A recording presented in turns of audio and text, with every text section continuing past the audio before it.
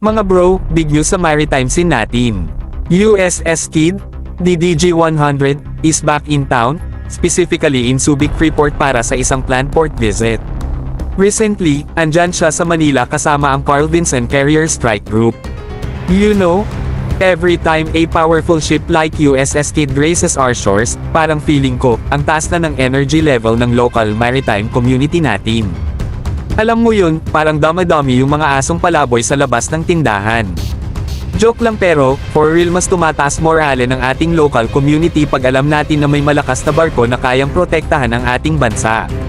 This ship is no stranger to our waters, and every visit is like a mini maritime fiesta. Parang ang saya-saya kapag may mga international ships na nagpapabilib sa kagandahan ng Pilipinas. Di ba mga bro? So, mga bro, sino sa inyo ang naghahanap ng action-packed weekend? Sugod na sa Subic, baka makahabol pa tayo sa pag-welcome kay USS Kidd. Huwag kalimutan mag-like at subscribe para sa marami pang videos at updates na katulad nito. I-comment sa ibaba ang inyong thoughts tungkol dito.